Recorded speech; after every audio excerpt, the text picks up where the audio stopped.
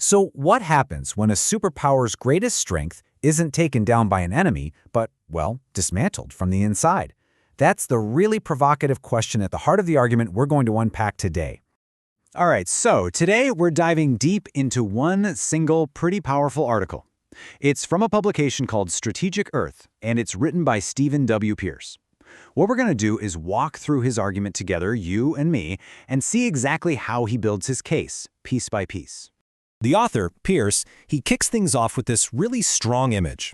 He argues that for generations, the U.S. Agency for International Development, you probably heard of it, USAID, was basically the face of American values around the world. We're not talking about military might here. We're talking about aid, partnership, hope. And that, he says, was the foundation of America's influence. So what exactly is this soft power he keeps talking about? Well, it's pretty simple, really. It's the ability to persuade and attract people rather than forcing them to do things. Think about winning hearts and minds with things like books, food, and building bridges, instead of dropping bombs. Getting this concept is absolutely crucial if you want to understand where the author is coming from. And this is where the author really drops the hammer. He poses the central question of his entire piece. He totally pivots the story to suggest that the biggest threat isn't some rival nation, but something happening from within. And that, right there, raises the stakes. A lot. Okay, so let's get into the first part of his case. He starts laying out his claim that this really vital tool of American foreign policy is in some serious trouble. He's basically arguing that USAID is being systematically, undermined. And he does not hold back. He calls it a historic unraveling. So in his view, this isn't just some small policy tweak. No, he's describing what he sees as the complete dismantling of a core pillar of American leadership on the world stage. All right, now the author zooms way in on a really specific case that he thinks perfectly illustrates this whole unraveling. It's a clash that involves Elon Musk, his company Starlink, and USAID's supercritical operations over in Ukraine. So the author lays out this sequence of events in 3 steps.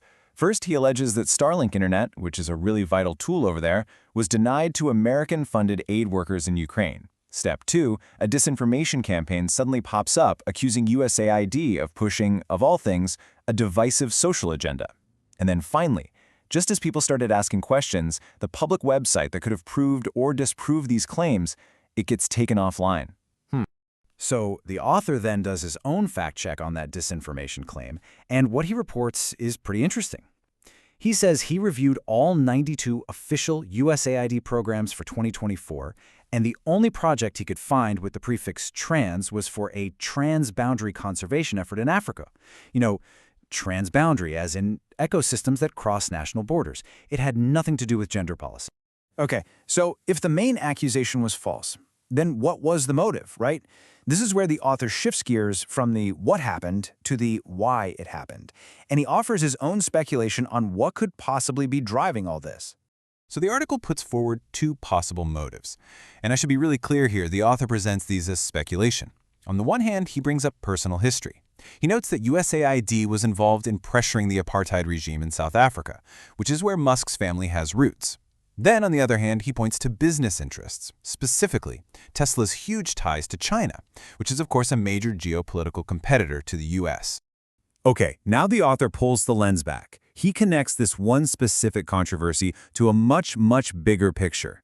His argument is that the consequences of weakening an agency like USAID, they go way beyond just a single incident. He says it directly hits American national security and its reputation around the globe. He lays out 5 big things he claims America loses. First, its frontline defense against pandemics. Second, those priceless trust networks it has in unstable parts of the world. Third, its advantage of being the first one in the door to engage with countries before its rivals can. Fourth, its on-the-ground eyes and ears for things like migration and food crises. And finally, and this is a big one, he says it loses the moral authority that's the bedrock of its leadership. And then he zooms out even further.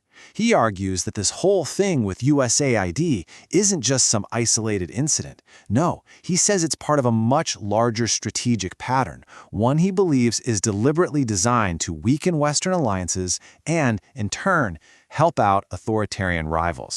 In this slide really shows the 2 competing models for global influence that the author lays out. You've got the American soft power approach, which is all about building influence through aid and shared values. And then you've got China's Belt and Road model, which he describes as way more transactional, based on huge infrastructure loans, deals for resources, and what some people have started calling debt diplomacy. And he connects the dots. He links the undermining of USAID to these other big strategic shifts. Things like lifting sanctions on Russian companies, freezing military aid for Ukraine, attacking the NATO alliance, and trying to discredit U.S. intelligence agencies. He's arguing that these things aren't just random events. They're part of a connected effort to pull America back from the world stage. So after all that, where does the author leave us? Well, not in despair, actually. He ends with a really urgent call to action. It's basically a plea to recognize just how strategically important what he calls the last mile of American influence really is. And this statement right here, this is the absolute core of his entire argument. He's saying that investing in things like global development and humanitarian aid, that's not just charity, it's a fundamental, can't do without it, part of national security. He even looks back at history to make his case, pointing to huge successes like the Marshall Plan after World War II or the Peace Corps. His point is that America's most lasting influence wasn't built with weapons, it was built on goodwill. The kind of goodwill that creates a lasting stability that, frankly, military force alone just can't achieve. And all of this brings us to the author's final, really critical question. If soft power has been a cornerstone of American strength for almost 100 years, what does it mean if the country is, as he argues, choosing to abandon one of its most effective tools, especially in a world that's getting more and more competitive and, frankly, more dangerous?